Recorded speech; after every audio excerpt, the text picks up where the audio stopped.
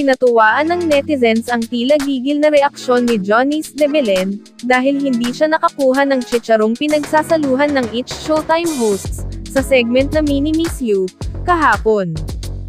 Isa si Johnny sa mga hurado ng segment. Sa nasabing segment, ang batang contestant mula sa Caloocan, ay sasabak sa aktingan habang nasa hapagkainan sila. Ang ama ng bata ay may high blood, kaya naman dapat daw sawayin ng contestant kapag kumain ito ng mga bawal.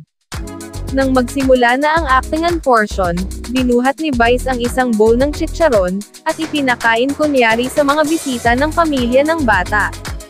Kumukuha na ang ibang each Showtime hosts, pero nang akmang kukuha na si Johnny's ay hindi siya napansin ni Vice, kaya tila napahiya ang aktres. Parang nanggigil ang mukha nito. Humingi ng sorry si Vice Ganda sa batikang aktres na si Johnny's de Belen, matapos siyang madedma ng host habang namimigay ng chicharon. Kita sa viral video na kuha sa isang episode ng Noontime Show, nakukuha sana si Janice ng chicharon na pinamimigay ni Vice, pero hindi siya napansin at nagtuloy-tuloy lang sa pamimigay sa iba pang nasa stage. Nakaalis na si Johnny's ng studio matapos ang Mini Miss You segment. Aniya, bago ang lahat, gusto ko lang humingi ng paumanhin kay Miss Johnny's de Belen. Nakita ko yung video.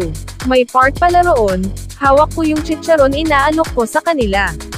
Tapos kukuha si Johnny's, hindi ko siya napansin tapos tinanggal ko.